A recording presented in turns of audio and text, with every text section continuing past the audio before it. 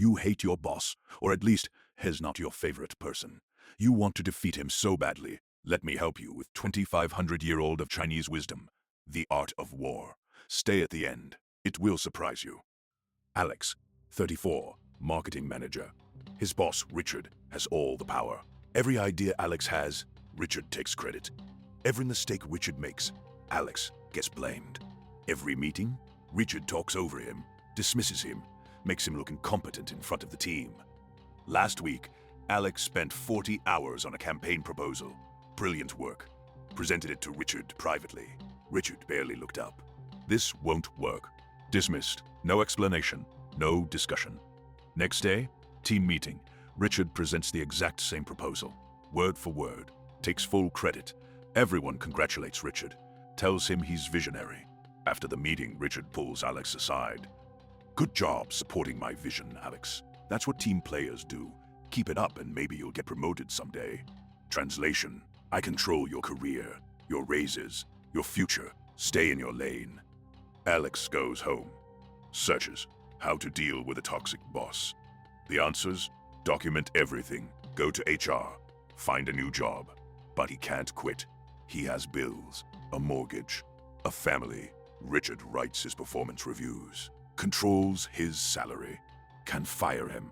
So, Alex is trapped in a war with someone who has absolute power, someone who can destroy his career with one bad review. He starts thinking, Richard is the enemy. This is warfare. And in warfare, you need strategy. But how do you fight someone who controls everything? He reads The Art of War, Sun Tzu. All warfare is based on deception. Appear weak when you are strong. Attack where they are unprepared. He thinks, I'm not going to be walked over anymore. I'm going to fight back. Strategically, I'll play this game better than Richard does. He feels powerful. Finally, agency, a plan.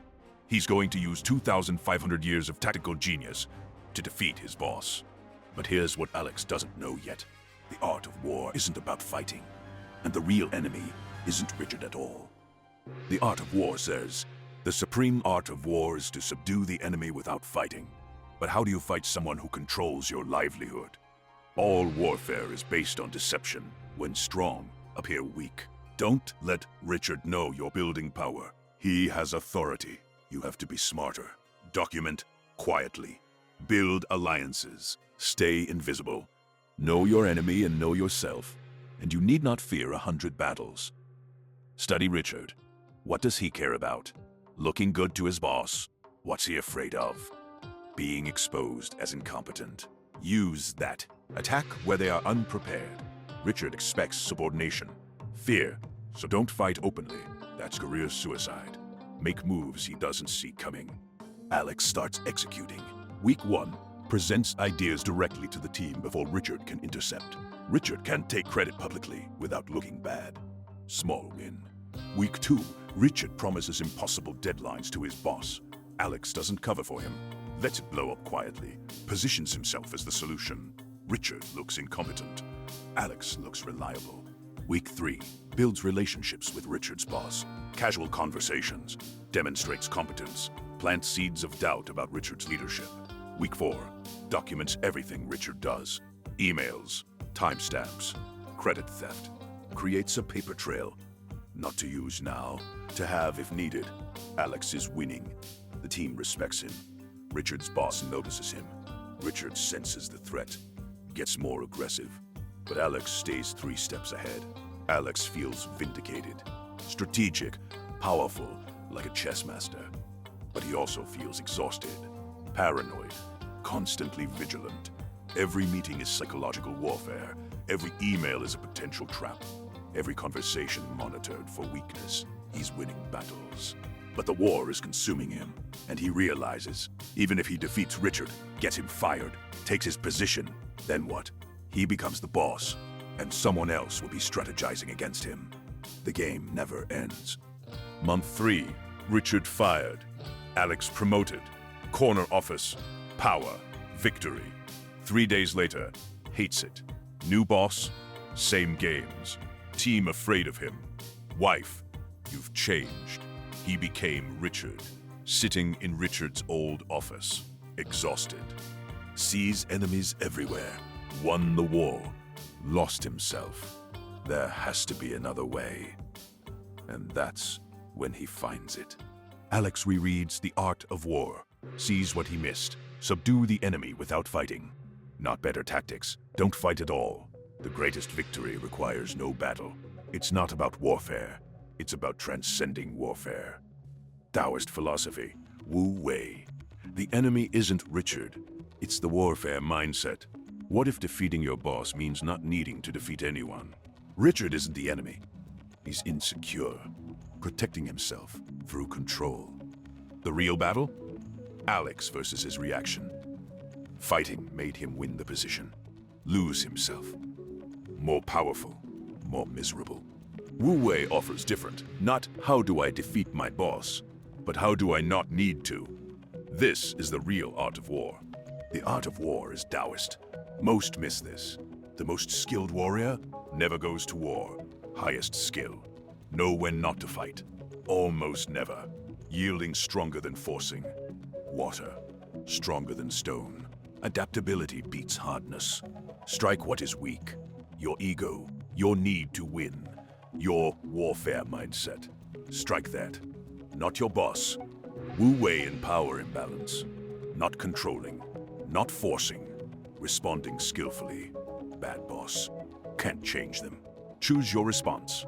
Clear boundaries without warfare. Excellence without needing approval. Presence stronger than warfare. Always. Alex reframes everything. Richard isn't enemy. He's training partner. Not a friend. Not someone he respects. A training partner. Someone who, through being difficult, is teaching him essential skills. These aren't just survival skills. They're leadership skills. Skills for dealing with any difficult authority figure he'll face in his career. Free MBA in surviving difficult authority. Skills for life. Alex's new approach. 3 Wu Wei practices for dealing with a boss who has power over you. Practice 1. Clear boundaries without warfare. Richard takes credit. Richard, I developed this proposal. I'm happy to support the team's success, but I need proper attribution in my performance review.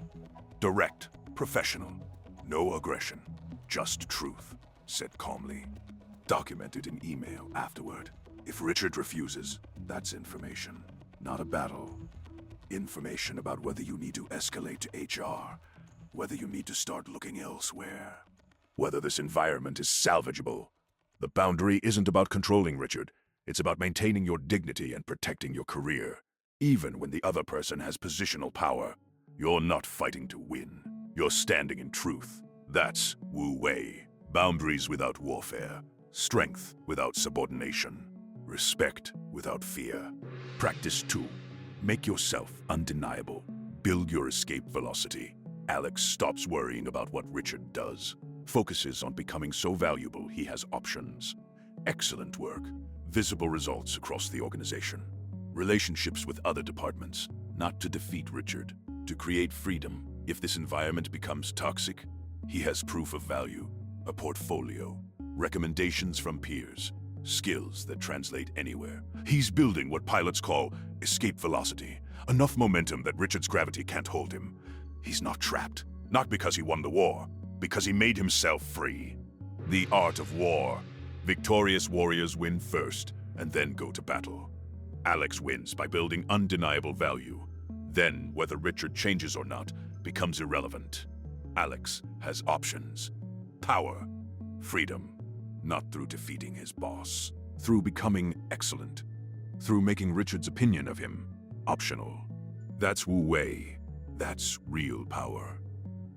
Practice 3. Detach from needing to win. When Richard does something, Alex notices the warfare energy rising. He pauses, breathes. Do I need to fight this, or can I let it be? Sometimes the supreme art of war is doing nothing. Richard takes credit. Alex notices his anger, takes a breath. This isn't worth my peace. Not submission, discernment. The Daoist principle. The wise warrior avoids the battle, not from fear, from wisdom. So, you came here to learn how to defeat your boss using the art of war. And I taught you, kind of. The supreme art of war, subdue the enemy without fighting. You thought that meant better tactics, smarter office politics, how to win against someone with power over you. It means stop creating enemies.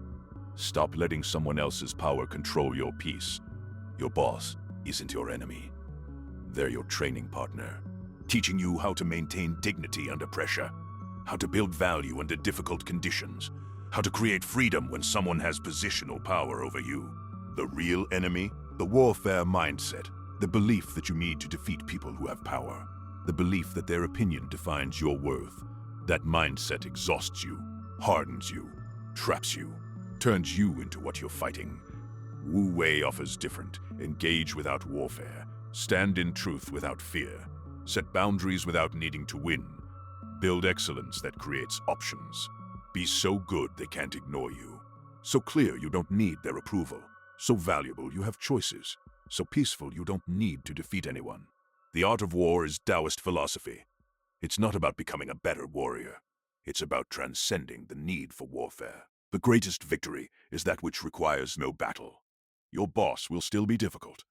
That's reality. They have the power. That's reality. But you don't have to be at war. You don't have to be controlled by their dysfunction. Clear, boundaried, excellent. Building your escape velocity free, not because you defeated them, because you stopped needing to. That's the supreme art of war. That's Wu Wei. That's victory without fighting. Power no boss can take from you.